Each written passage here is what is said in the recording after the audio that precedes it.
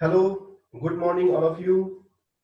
आज जो है कॉम्प्लेक्स नंबर का बहुत ही इंपॉर्टेंट टॉपिक को हम लोग डिस्कशन करने जा रहे हैं, जिसको हम लोग बोलते हैं आर्गुमेंट या एम्पलीट्यूड। इसको बहुत ध्यान से समझिएगा। ये एक तरह से बहुत बड़ा बैकबोन है कॉम्प्लेक्स नंबर में और बहुत इजी है, बहुत ही ज्यादा इजी है। तो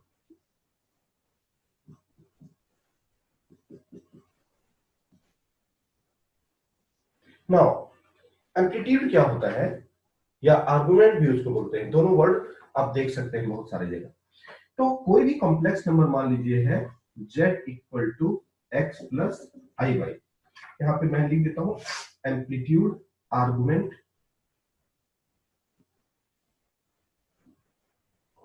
आर्गुमेंट ऑफ z, इसको हम लोग लिखते हैं। तो मान लीजिए कोई भी कॉम्प्लेक्स नंबर है z equal to x plus i y, यानी कि ये कॉम्प्लेक्स नंबर को अगर हम रिप्रेजेंट करते हैं ज्योमेट्रिकली, तो ये हमारा मान लीजिए यहां पे है z equal to x plus i Y.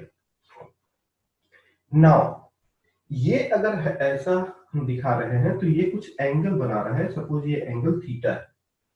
तो ये जो वैल्यू है ये हमारा x है, ये हमारा y है, तो ये हमारा y होगा। तो अगर हम इस ट्रायंगल ओ ए बी में अगर हम बोलते हैं आप इसका टेन थीटा का वैल्यू निकालिए, आप इसके टेन थीटा का वैल्यू निकालिए, तो टेन थीटा इक्वल टू हम क्या लिख सकते हैं y बाई एक्स लिख सकते हैं। थीटा इक्वल टू क्या लिख सकते हैं ten inverse y by x लिखेंगे। क्लियर है। एक पार्टिकुलर कॉम्प्लेक्स नंबर, चाहे कॉम्प्लेक्स नंबर किसी भी क्वाड्रेंट में हो, अभी हम ये फर्स्ट क्वाड्रेंट के हिसाब से हम लेकर के बता रहे हैं। तो अगर ये complex number z equal to x plus i y है, यहाँ पे टेन थीटा जब लिखेंगे तो ये y बाई एक्स होगा, theta equal to tan inverse y by x होगा। ये जो थीटा है इसी को हम लोग बोलते हैं argument of z equal to, हम लोग इसको लिख सकते हैं ten inverse y by x. Example के लिए मान लीजिए z equal to one plus i हमने लिखा, तो कोई बोलेगा इसका आर्गुमेंट का वैल्यू निकालिए, तो बहुत ही इजी है। ये जो इमेजिनरी पार्ट है, ये जो हम इसको और क्या लिख सकते हैं, यानी टेन इनवर्स इमेजिनरी पार्ट, ये हमारा y क्या है इमेजिनरी पार्ट का वैल्यू है, x हमारा क्या है रियल पार्ट का वैल्यू है। यहाँ पे जब हम लिखेंगे z equal to one plus i, तो हम सिंपल इसका टेन थीटा इक्वल टू करेंगे, तो इमेजिनरी पार्ट में एक्चुअल में नंबर कितना है वन है, रियल पार्ट में वन है, तो ये वैल्यू वन हो गया। अब इसको हम लोग कन्वर्ट कर देंगे in the form of radian form, तो ये कितना होता है टेन पाई बाई फोर, यानी थीटा का वैल्यू हमारा यही हो गया पाई बाई फोर। तो ये बहुत ही सिंपल है, जिसको हम लोग आराम से निकाल सकते हैं। ये पहला पार्ट हो गया। यानी कि कोई भी कॉम्प्लेक्स नंबर में अब सोचने वाली बात है कि हमारे पास ये जो सिनारियो है, बेसिक हमारा जो आर्गुमेंट है यही है। कैसे निकालना है tan theta equal to imaginary part divided by real part. पहला चीज आपको एक एक पॉइंट याद रखिए, imaginary part by real part, it will give you the argument. Argument is nothing but the theta, theta is tan inverse y by x, यानी कि tan theta का हम वैल्यू निकालेंगे। टेन थीटा का जब वैल्यू निकालेंगे तो ये जो राइट साइड में आएगा एक न्यूमेरिकल वैल्यू आएगा। अब ये पर्टिकुलर न्यूमेरिकल वैल्यू को आप उसको रेडियन फॉर्म में कन्वर्ट कर दें, सेकंड स्टेप। और थर्ड मोस्ट इंपॉर्टेंट स्टेप है, अब ये सोचना है कि ये तो हमारा बेसिक कॉन्सेप्ट हो गया, क्लियर है ये, ठीक है। नाउ अब सेकंड पॉइंट आता है कि अगर हमारा कॉम्प्लेक्स नंबर अलग अलग क्वाड्रेंट में होगा तो कैसे निकालेंगे। ये हमारा इंपॉर्टेंट है कि मान लीजिए ये हमारा वन प्लस आई है, अभी यहाँ पे माइनस वन प्लस आई होता, ये हमारा नेगेटिव वैल्यू, ये हमारा पॉजिटिव वैल्यू, तो ऑटोमेटिक है कि ये हमारा कौन से क्वाड्रेंट में हो जाता, सेकंड क्वाड्रेंट में हो जाता। ये हमारा माइनस वन माइनस आई, ये कॉम्प्लेक्स नंबर थर्ड क्वाड्रेंट में होता, और ये हमारा वन माइनस आई, ये कौन से क्वाड्रेंट में होता, ये फोर्थ क्वाड्रेंट में होता। तो क्वेश्चन ये है कि क्या ये सारे वैल्यू जो है इसका आर्गुमेंट सेम होगा, पॉसिबल नहीं है। सिंपल लॉजिक लगाइए कि हमारा जब फर्स्ट क्वाड्रेंट में है तो ये एंगल बना रहा है, सेकंड क्वाड्रेंट में है, मान लीजिए ये यहां पे है, ध्यान से देखिएगा, तो ऑब्वियस है ये एंगल बना रहा है, करेक्ट। तो ये सेकंड क्वाड्रेंट में बना रहा है। थर्ड क्वाड्रेंट में अगर पॉइंट है तो हम इसको दो तरीके से देख सकते हैं, या तो हम इस साइड से ऐसे देखें या तो हम इधर से देखें। फोर्थ क्वाड्रेंट में है तो ये हमारा एंटी क्लॉकवाइज डायरेक्शन में, और ये फोर्थ क्वाड्रेंट में तो क्लॉकवाइज डायरेक्शन में पॉइंट होगा। तो आर्गुमेंट जो होता है सिंपल एक एंगल होता है। अब ये एंगल डिपेंड करता है कि वो पार्टिकुलर पॉइंट हमारा किस किस क्वाड्रेंट में है। जिस क्वाड्रेंट में होगा उसके लिए एक हमारा बेसिक रूल है जिसको हमको फॉलो करना है। नाउ ये हो गया हमारा आर्गुमेंट ऑफ जेड। नाउ जो हम फर्स्ट क्वाड्रेंट के हिसाब से आपको बताएंगे, अब हमारा जो मोस्ट इंपॉर्टेंट चीज है उसको देखने का कोशिश कीजिए। सेकंड पार्ट हम बोलते हैं प्रिंसिपल वैल्यू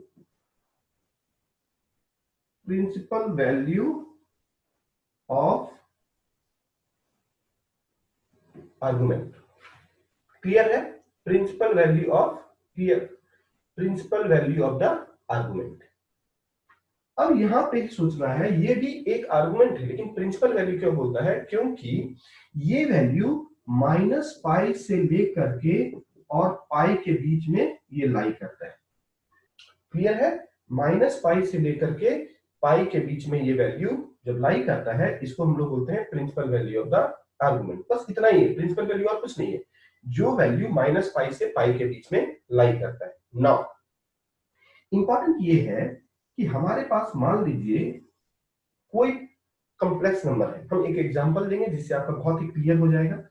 मान लीजिए हमारे पास क्या क्या सिनारियो बन रहा है। 1 + i first quadrant, -1 + i second quadrant, third quadrant -1 - i, fourth quadrant में 1 - i। यही चार पॉसिबिलिटीज अलग अलग क्वाड्रेंट का तो है, हम चार अलग अलग क्वाड्रेंट का ले रहे हैं। यानी कि अगर ये जो पार्टिकुलर वैल्यू अगर फर्स्ट क्वाड्रेंट में है तो ये सिंपल हमको tan थीटा का वैल्यू निकालना है। tan theta equal to imaginary part by real part. यानी कि फर्स्ट क्वाड्रेंट में जो भी वैल्यू रहेगा वो हमारा थीटा है। क्लियर है? सेकंड क्वाड्रेंट में ध्यान से सुनिए, मैं एग्जांपल से बताऊंगा, इसको पहले अभी समझने की कोशिश कीजिए। हमेशा principal value of the argument हमारा काम आता है। तो principal value of the argument -pi से पाई के बीच में रहे, उसके लिए हम लोग यहाँ पे अगर सेकंड क्वाड्रेंट में है तो हम लोग पाई माइनस थीटा, ये थीटा फर्स्ट क्वाड्रेंट में जो आया है वो रखता है, पाई माइनस थीटा।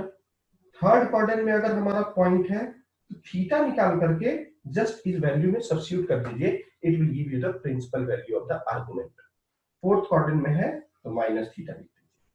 सिंपल, यानी कि दो पॉइंट का चीज है आर्गुमेंट। पहला फर्स्ट क्वाड्रेंट के हिसाब से निकालना है, tan theta equal to y/x। First चीज याद हो गया। सेकंड चीज, आप इस सिर्फ क्वाड्रेंट को याद रखिए। क्वाड्रेंट आप पॉइंट का आराम से एलोकेट कर सकते हैं। उसके बाद थीटा निकाले, पाई माइनस थीटा। आप देख करके तुरंत बता सकते हैं, मैं अभी करवाता हूं आपको। पाई माइनस थीटा सेकंड क्वाड्रेंट का आर्गुमेंट हो जाएगा। थर्ड क्वाड्रेंट में पॉइंट है तो -पाई प्लस थीटा, फोर्थ क्वाड्रेंट में है तो थीटा माइनस थीटा। तो एग्जांपल के लिए मैं इस पे आपको बताता हूं। तो 1 + i का मतलब क्या है? सिंपल सोचिए, मैं इसको मिटा देता हूं, मिटाता नहीं हूं, यहां पे देखने का कोशिश कीजिए। फर्स्ट पर मार्कर देना, tan theta equal to imaginary part. Imaginary part का वैल्यू क्या है? 1 है, तो 1/1, ये हो गया 1, दैट इज tan π/4। यानी कि हमारा थीटा कितना हो जाएगा? Theta equal to π/4। ध्यान से देखिएगा, कितना आसान है। आपको ऐसा लगेगा इतना आसान चीज भी हो सकता है। अब यहाँ पे theta equal to first quadrant में, लेकिन अगर ये जो -1 + i होता तो ये क्या होता? सेकंड क्वाड्रेंट में होता। यानी -1 + i होता तो ये सेकंड क्वाड्रेंट में होता। थीटा ऑलरेडी हम निकाल चुके हैं, -1 + i। इसको एज्यूम कीजिए कि ये फर्स्ट क्वाड्रेंट में है। पहले एज्यूम कर लीजिए ये फर्स्ट क्वाड्रेंट में है। तो फर्स्ट क्वाड्रेंट में अगर रहेगा तो आपका थीटा का वैल्यू कितना आया है? π/4। अब यहाँ पे सिंपल है, pi minus pi by 4, that is 3 pi by 4. 3 pi by 4 is your argument. अगर थर्ड -1 माइनस आई होता, सिंपल है, पहले हम इसको एज्यूम करते फर्स्ट क्वाड्रेंट में।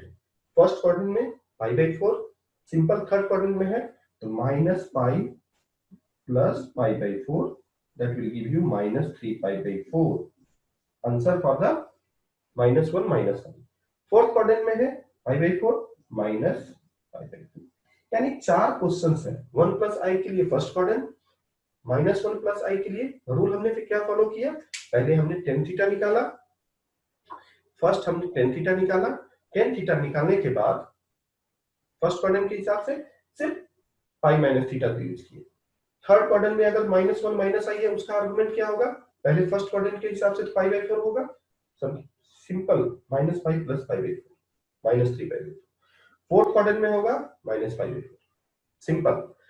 इतना इजी चीज और कहीं नहीं मिलेगा, यानी कि 2 पॉइंट आपको याद रखना है, इसके अलावा कुछ याद रखें, आर्गुमेंट याद नहीं है, याद रखें। फर्स्ट क्या है, फर्स्ट पहले पॉइंट देखना है, वो पार्टिकुलर पॉइंट कॉम्प्लेक्स नंबर का किस पार्टिकुलर क्वाड्रेंट में लाई करता है, क्लियर है।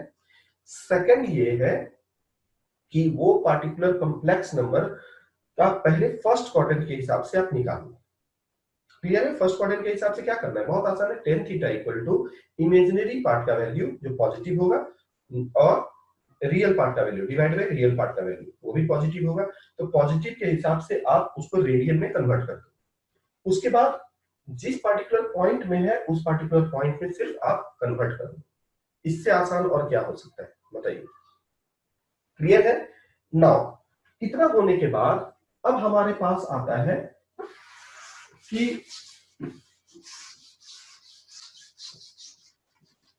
अब हम लोग देख लेते हैं यहां पे, ताकि आपको एक argument of z equal to x plus i y यहां पे है, आप इसको पूरा पढ़ सकते हैं।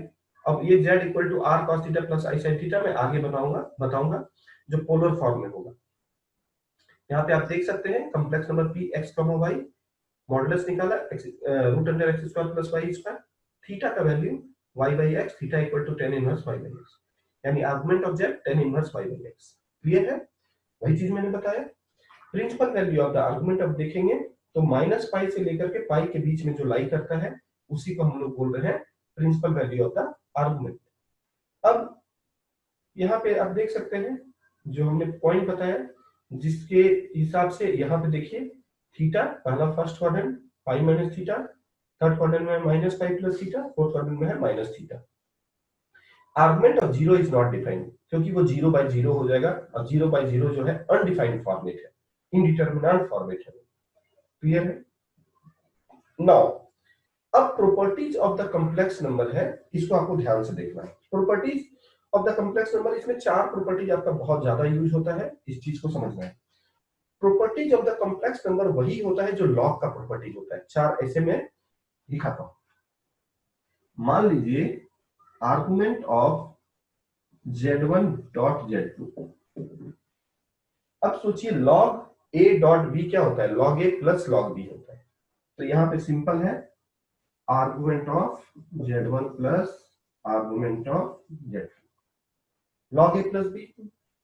यहां पे argument of z1 by z2 होता है log a by b is nothing but log a minus log b, तो यहां हो जाएगा argument of z1 minus argument of z2। दो प्रॉपर्टी एकदम क्लियर है, कितना भी कॉम्प्लेक्स नंबर रहने दीजिए z1 z2 z3 z4 सब अलग अलग सेपरेट आर्गुमेंट निकल जाएगा। सेकंड प्रॉपर्टी है argument of z1 by z2, argument of z1 by minus argument of z2। इतना याद रख लीजिए, आपको बहुत काम आने वाला चीज है, दो प्रॉपर्टी। तीसरा प्रॉपर्टी है आर्गुमेंट ऑफ z है divided by z bar.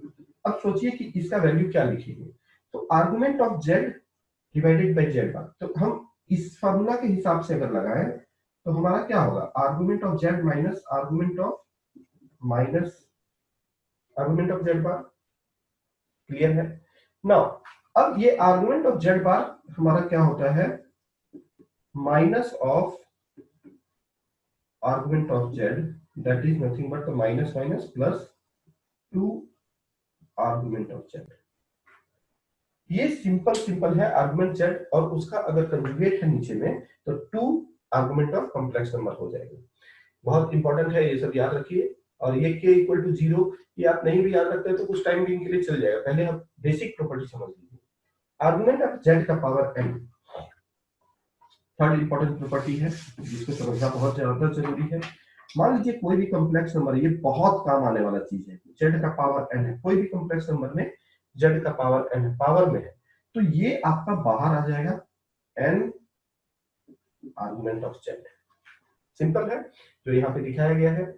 Argument of, if argument of z2 by z1 equal to 0, then argument of z1 by z2 equal to, जैसे सिंपल है 2k पाई माइनस थीटा कर देंगे, just ये reverse value है। इसके लिए अगर थीटा है तो इसके लिए 2k पाई माइनस थीटा हो जाएगा। आर्गुमेंट ऑफ z बार जो हमने यहाँ पे लिखा था, यहाँ पे देख सकते हैं ये property. Argument of z bar यहाँ पे ये क्या है, minus of argument of z, जो कि यहाँ पे लिखा हुआ है। Argument of z equal to 0, z is real, z1 z2 bar ये ऑलरेडी हमारा देखा हुआ।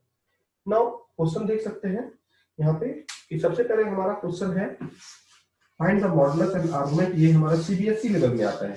पहले तो ये पूरा थ्योरी जो है, चाहे किसी भी लेवल का रहे, सीटी रहे, आईआईटी रहे, आईआईटी एडवांस रहे, सब के लिए ये बेसिक थ्योरी तो आपको रिक्वायर्ड है। तो सबसे पहले हम लोग बेसिक अगर स्ट्रॉन्ग कर लिए, उसके बाद क्वेश्चंस का लेवल बढ़ाएंगे। मॉडुलस एंड आर्गुमेंट, तो z इक्वल टू दिया हुआ है 1 plus 2i divided by 1 minus 3i। अब ऑलरेडी हम आपको पहले क्लास, सेकंड क्लास में हम लोग ने सीखा था कि कैसे अगर z1 बाई z2 है तो उसको हम लोग कॉम्प्लेक्स नंबर फॉर्मेट में लाने के लिए a plus i b format में हम लाते हैं। तो मैं इसको यहाँ पे सॉल्व नहीं करता हूँ, मैं यहाँ पे a plus i b format जो लाया है यहाँ पे दिखा देता हूँ। रेशनलाइज करेंगे, 1 plus 3i 1 minus 3i, 1 minus 3i नीचे में है तो रेशनलाइज कर दिए। रेशनलाइज करने के बाद हमारा after rationalisation, after rationalisation the value क्या आ रहा है हमारा, वैल्यू में वहां से -1, ताकि आपका टाइम बचे, क्योंकि वो आपको ऑलरेडी हमने पढ़ा चुका है, मैं पढ़ा दिया ना। यहां से आप देखिए अब कितना आसान है, आप सोचिए z equal to -1 plus i by 2, यानी कि हम यहाँ पे -1/2 प्लस आई बाई 2 हमने कर दिया। सिंपल।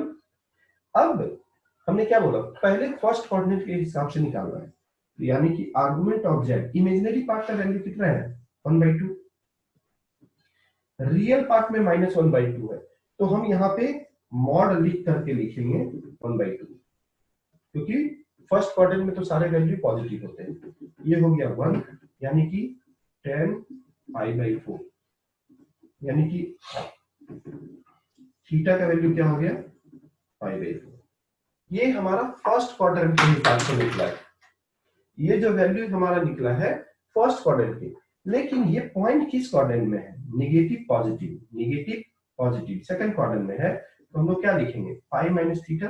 तो यहाँ पे simple principal value of the argument लिख सकते हैं पाई माइनस π/4, और ये है ये 3π/4। Simple, correct. तो इस तरह से मैंने आपको जो सिखाया बहुत ही इजी वे में 2 स्टेप के प्रोसेस में सिखा दिया। और मॉडुलस आपको ऑलरेडी मालूम है, इसका मॉडुलस क्या होगा, √(-1/2 का होल स्क्वायर प्लस 1/2 का होल स्क्वायर।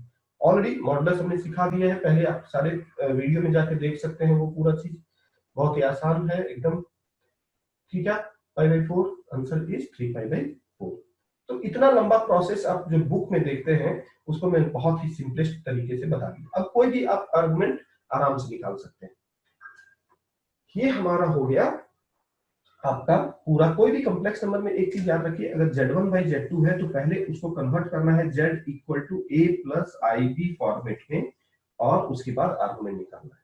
इतना सिंपलेस्ट, क्लियर, एकदम सिंपलेस्ट है। अब आता है बहुत ही इंपॉर्टेंट है, लास्ट टॉपिक जो है सीबीएसई से लेवल में, वो है पोलर फॉर्म। तो पोलर फॉर्म को अब समझने का कोशिश करते हैं, क्या है पोलर फॉर्म।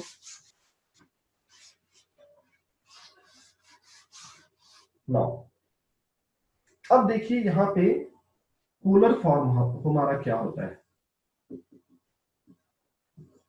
इसको हम लोग ट्रिगोनोमेट्रिकल फॉर्म भी बोलते हैं या ट्रिगोनोमेट्रिकल फॉर्म ये भी बोलते हैं, या मॉडुलस एंड आर्गुमेंट भी बोलते हैं। मॉडुलस एंड आर्गुमेंट का कॉम्बिनेशन होता है। तो कैसे रिप्रेजेंट करते हैं, इसका रिप्रेजेंटेशन है z equal to r cos theta plus i sin theta. This is the polar form for the complex number. Clear है? z equal to r cos theta plus i sin theta, it will give you the polar form of the complex number. Now अब देखिए यहां पे ये जो r है this is nothing but the modulus, और ये जो थीटा है ये argument principal value of the argument है। थीटा क्या है? Principal value of the argument है। अब ये होने के बाद अब सोचने वाली बात है कि यहाँ को आपको क्वेश्चन जनरली आते हैं जिसमें आपको ये सॉल्व और प्रूफ करना पड़ता है कि मॉडुलस कैसे आ रहा है और थीटा का वैल्यू कैसे आ रहा है। क्लियर है? तो polar form is nothing but the proof type of things. तो उसको हम लोग बहुत अच्छे से देखते हैं और वो क्वेश्चन के थ्रू देखेंगे कि पोलर फॉर्म में आप रिप्रेजेंट करना है कॉम्प्लेक्स नंबर को। तो आगे मैं क्वेश्चन के थ्रू देखता हूं और इसको समझाने का कोशिश करता हूं, तो आपको बहुत ही आसानी से समझ में आ जाएगा। लेकिन जो 3 स्टेप का प्रोसेस मैं समझा देता हूं उसको आप समझ जाइए। मान लीजिए कोई भी कॉम्प्लेक्स नंबर है x plus i Y format में रहेगा, तो पहला स्टेप हमको इस फॉर्मेट में लिखना है। इसको आप एक्सपेंड कर देंगे r cos theta plus I r sin theta. This is the first step we have to follow. Clear? कोई भी मान लीजिए 3 plus 4i minus 3 plus 4i कुछ भी है अगर, तो सबसे पहला स्टेप हमारा क्या हो गया? r cos theta plus I r sin theta। First step clear है? नाउ अब सोचिए कि बैकग्राउंड में जाएंगे। बैकग्राउंड में हमने जो सीखा था equality of the complex number, real को रियल के साथ कंपेयर करते हैं और इमेजिनरी को इमेजिनरी के साथ कंपेयर करते हैं। तो ये हमारा x का वैल्यू इससे कंपेयर हो जाएगा और ये y का वैल्यू इससे कंपेयर हो जाएगा। रियल रियल के साथ इमेजिनरी वैल्यू यानी i के साथ जो है, i के साथ वो क्या है? y है। यहाँ i के साथ क्या है? r sin थीटा है। तो मैं लिख देता हूं x equal to r cos theta, y equal to r sin theta. इसको फर्स्ट बोल दीजिए और इसको सेकंड बोल दीजिए। ये पहला स्टेप आपको करना है। कितना इजी है? इससे इजी और क्या हो सकता है? r cos थीटा, पहले इसको एक्सपेंड करेंगे, रियल को रियल के साथ, इमेजिनरी को इमेजिनरी के साथ इक्वेट कर देंगे, कोई टेंशन नहीं है। नाउ अब हमारा सेकंड स्टेप होता है मॉडुलस हम निकालने के लिए तरीका बताते हैं। मैं ऊपर में मिटाता हूं और आप यहां पे देख सकते हैं कि सबसे पहले हमारा मॉडुलस क्या होता है? कोई भी कॉम्प्लेक्स नंबर का x plus i y modulus क्या होता है? Mod z। अगर ये है z तो root under x square plus y square. ये हमको बेसिक कॉन्सेप्ट मालूम है, ऑलरेडी मालूम है। क्लियर? यहां पे अब सोचिए कि ये थीटा हटाना है, लॉजिक लगाइए।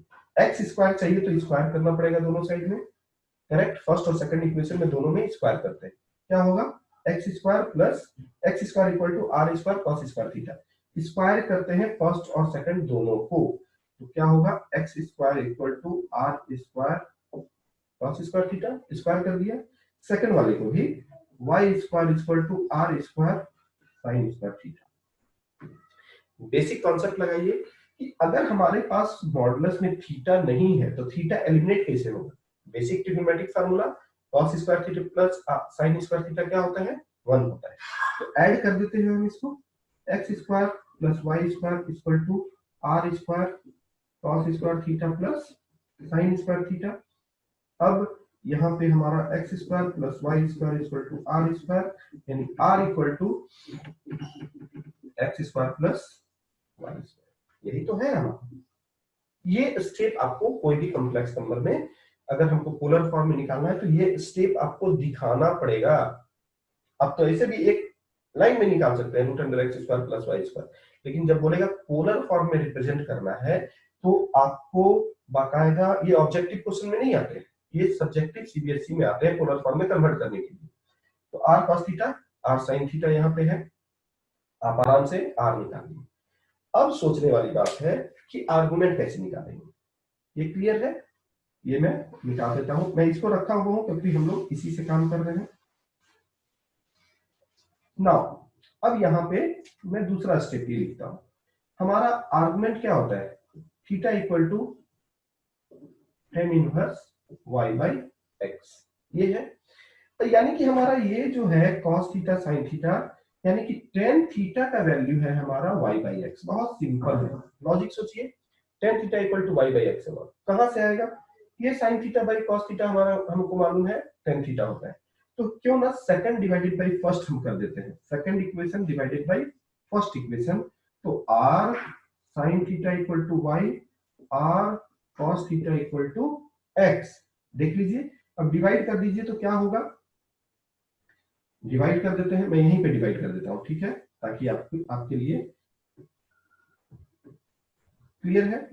डिवाइड कर दिया तो r sin theta divided by r cos theta equal to y by x है। यानी देखिए tan थीटा इक्वल टू हमारा y बाई एक्स आया या नहीं आया। बहुत सिंपल स्टेप है, दो स्टेप ही है, पहले एक्सपेंड करना, इक्वेट करना और स्क्वायरिंग करना मॉडुलस के लिए, आर्गुमेंट के लिए डिवाइड करना। This is the final step. अब यहाँ पे हमको same principal value of the argument को फॉलो करना पड़ेगा, किस पर्टिकुलर क्वाड्रेंट में है उसके हिसाब से। अब ये निकलने के बाद आप यहाँ पे थीटा निकाल देंगे और ये दोनों वैल्यू जो है उनको सब्स्टिट्यूट कर देंगे, जो मॉडुलस आएगा r cos theta plus i sin theta, ये वैल्यू आपका पोलर फॉर्म हो जाएगा। बेसिक थ्योरी क्लियर है, तो मैं क्वेश्चन के थ्रू करता हूं। देखिए यहाँ पे बुक में जाएंगे और मटेरियल में जाएंगे तो आपको कार्टेशियन फॉर्म, पोलर फॉर्म यहाँ पे सेम इसी तरह से किया है, आप इसको देख सकते हैं। क्योंकि ये मटेरियल बहुत सारे लोग यहाँ पे देखेंगे, किन्हीं को पढ़ना है तो सिंपल ये रीडिंग डाल सकते हैं, मैं ऑलरेडी सब कुछ क्रिस्टल क्लियर कर दे रहा हूँ। यहाँ पे आप देखेंगे tan थीटा सब कुछ है, tan inverse same cos theta by sin theta, ये सारे स्टेप्स हैं। नाउ मैं दो क्वेश्चन बनाता हूं, उससे आपका बहुत ही क्लियर हो जाएगा।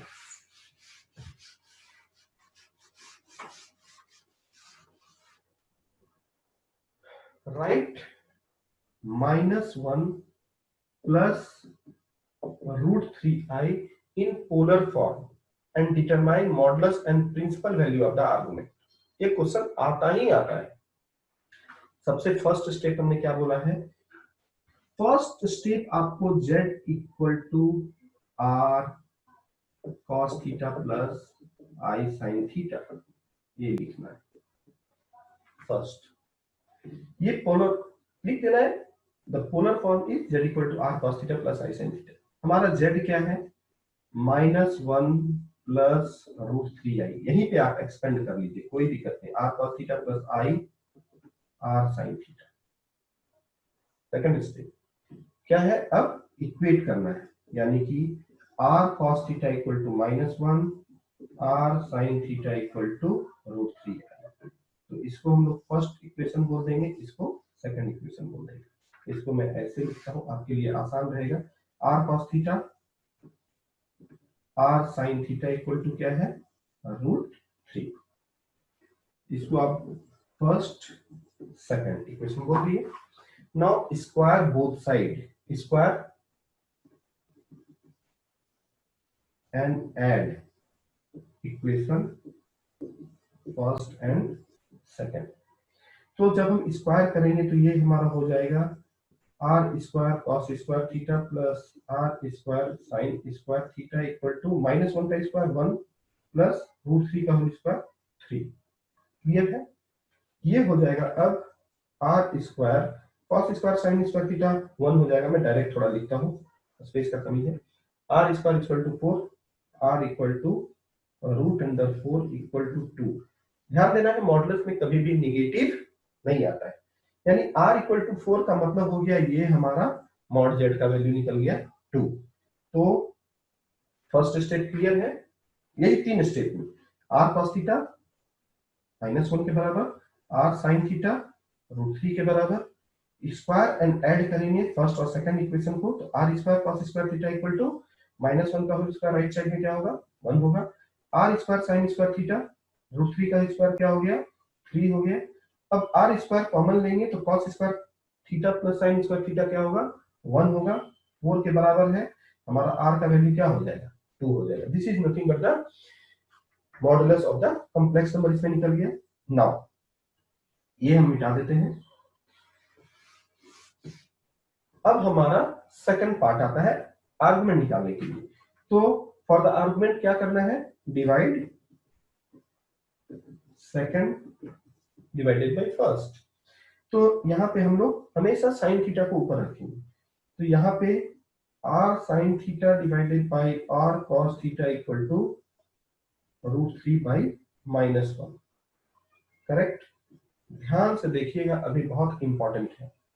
ये हमारा कट गया tan theta equal to -√3। Correct. tan theta equal to -√3। अब यहां पे हम आपको कुछ टेक्निक्स बताते हैं जो कभी गलती नहीं होगा और बहुत आसान रहेगा। क्लियर। दो तरीके का चीज है, सबसे इजी वे में बता देते हैं। क्लियर। आप यहां पे एक टेक्निकल वे में आप ये काम कर सकते हैं कि tan थीटा इक्वल टू √3 है। तो अगर मैं सिंपल वे में, अगर मैंने जो पढ़ाया था उसको मैं यहां पे बनाता हूं तो एक लाइन में बनेगा। ये हमारा क्या है, z इक्वल टू -1 प्लस √3 है। ध्यान से देखिएगा, टेक्निक को समझ लीजिए। तो आर्गुमेंट हमारा z क्या होगा, imaginary part divided by real part का मॉड, यानी कि √3।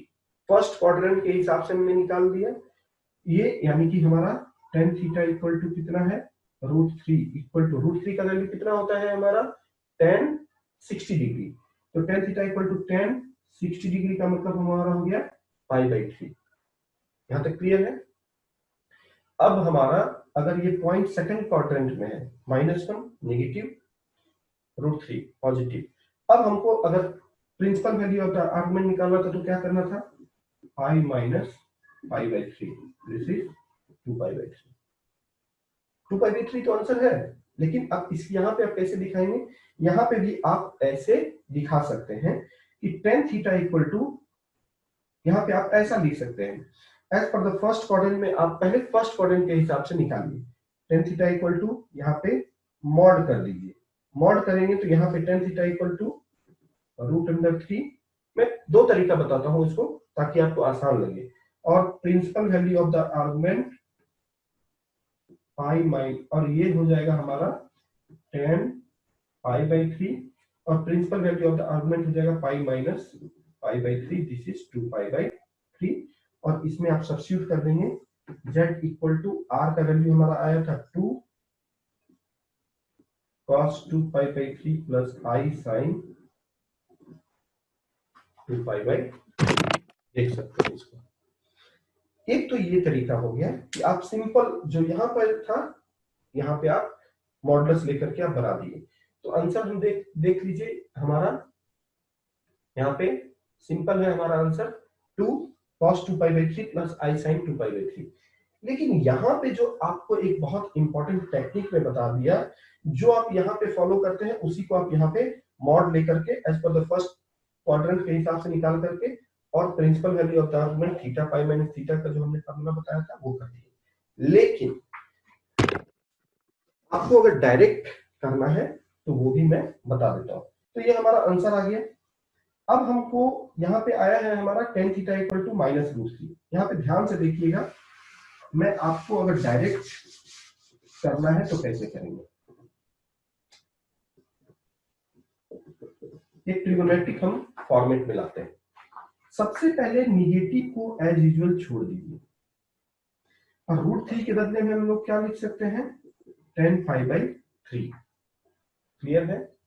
नाउ ये जो निगेटिव है, ये निगेटिव को हटाना है तो हमारे पास ट्रिगोनोमेट्री में हमने क्या पढ़ा था, ये निगेटिव tan जो होता है कहां कहां होता है, ऑल साइन tan cos, यानी सेकंड क्वाड्रेंट में tan पहला निगेटिव आएगा, उसके बाद फोर्थ क्वाड्रेंट में आएगा ऑल साइन tan। tan तो यहाँ पे पॉजिटिव है और यहाँ पे पॉजिटिव है, यहाँ पे नेगेटिव है, यहाँ पे नेगेटिव है। आपको बहुत सिंपल करना है। सेकंड क्वाड्रेंट में अगर हमको पहुंचना है तो यहाँ पे होता है 0, पाई, 3π/2 और ये 2π। आपको क्या करना है, नेगेटिव हटाने के लिए इसमें सेकंड क्वाड्रेंट में पहुंचना है। कैसे पहुंचेंगे, ऑलरेडी ये π/3 यहाँ पे, तो आपको क्या करना है 10 पाई माइनस π/3। यहाँ पे सिंपल है, पाई माइनस π/3 करेंगे तो ये नेगेटिव को हटाना है, तब हम इक्वेट कर पाएंगे। ये क्या हो जाएगा 10 2π/3 इक्वल टू, आप ऐसे भी बना सकते हो, इसमें आपको कोई फार्मूला याद रखने का जरूरत नहीं है, ऐसे बना सकते हैं। दोनों तरीका सही है आपको, लेकिन वो बहुत आसान है। और ये जो है यहाँ पे बेसिक ट्रिग्नोमेट्री का फंडामेंटल आ जाता है। तो ये जो है आप इस तरह से समझ सकते हैं। नेक्स्ट क्वेश्चन पे मैं जाता हूं, -√3 माइनस i।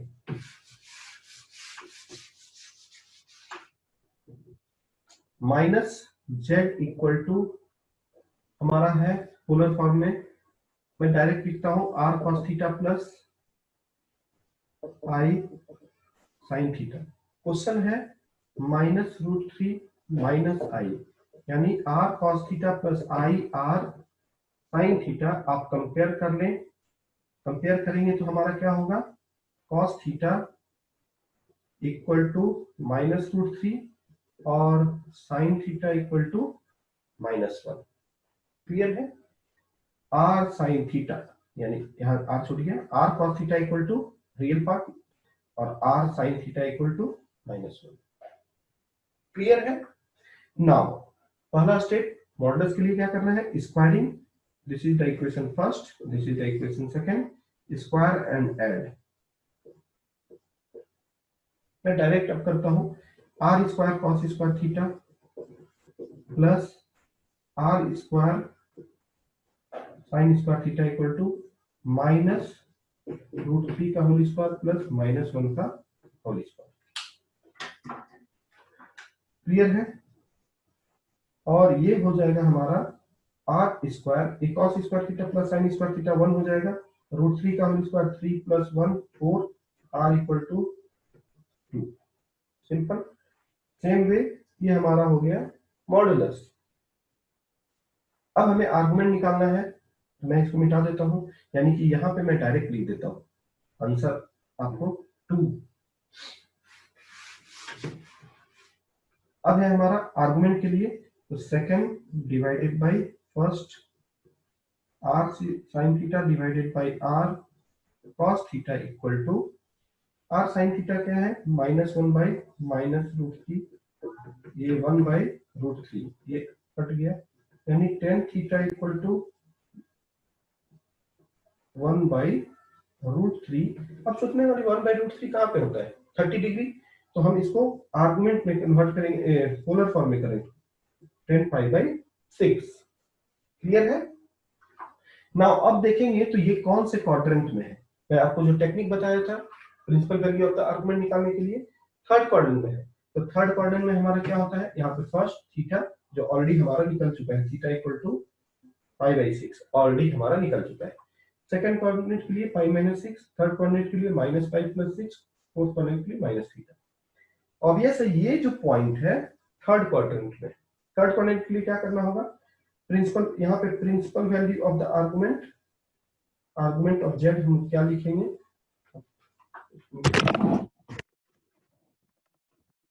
आप देख सकते हैं क्या लिखेंगे, -π, और फर्स्ट क्वाड्रेंट के हिसाब से है π/6, -π/6, ये लिखे। अब सिंपल है, आपका आ गया principal value of the argument -π/6 और मॉडुलस आ गया 2। तो हम ऊपर में लिख देते हैं। नाउ यहाँ तक क्लियर है एकदम, बहुत ही सब स्टेप सबको सेम करना है।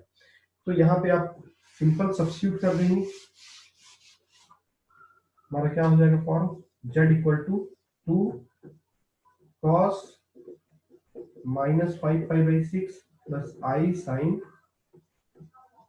-5π/6, यानी कि क्या होगा 2 cos माइनस थीटा होता है cos थीटा, यानी cos 5 पाई बाई 6 और ये sine of minus theta minus sine theta minus i sine, ये हमारा आंसर हो गया। तो आप देख सकते हैं किसी को अगर यहाँ देखना है तो वही सारे स्टेप्स को फॉलो होते हैं। जेड है r cos theta r sine theta square किया 1 बाई, यहाँ पे हमारा जो वैल्यू आ गया थीटा लाइज इन द, यहाँ पे पाई बाई 6, यहाँ देख सकते हैं ये बहुत कॉम्प्लिकेटेड वे में आप लोगों को समझाता है। 7 पाई बाई 6 पहले लाया है और उसके बाद, तो ये स्टेप को आप फॉलो प्लीज ना करें, आराम से मैंने जो बताया है उसको आप फॉलो करें। आर्गुमेंट कितना है -5 पाई बाई 6 थर्ड क्वाड्रेंट के हिसाब से। क्लियर है, बहुत आसान है। अगर बुक के हिसाब से जाएंगे तो बहुत ही आपको कॉम्प्लिकेटेड दिखेगा। ये जो मैंने आपको बताया है इतना आसान तरीका बता दिया, जस्ट आप इसको फॉलो कीजिए और इसी को आप लिख सकते हैं।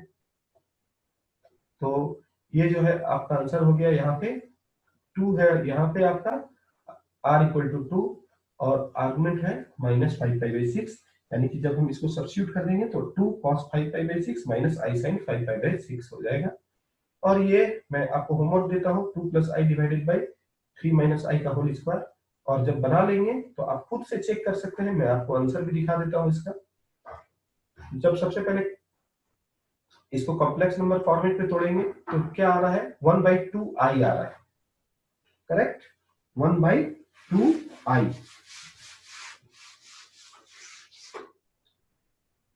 यानी कि z equal to 0 plus i by 2। अब यहाँ पे आप आराम से निकाल सकते हैं, आई बाई 2 है यानी कि r cos theta plus i r, compare करेंगे तो r cos थीटा, ठीक है, r cos theta equal to 0, r sin theta equal to 1/2। ये आप आराम से निकाल सकते हैं। ये दोनों वैल्यू आ गया। ये वैल्यू आने के बाद ऑब्वियस है tan थीटा कितना हो जाएगा पाई बाई 2, और पाई बाई 2 है यानी कि ये आराम से निकाल सकते हैं हम लोग।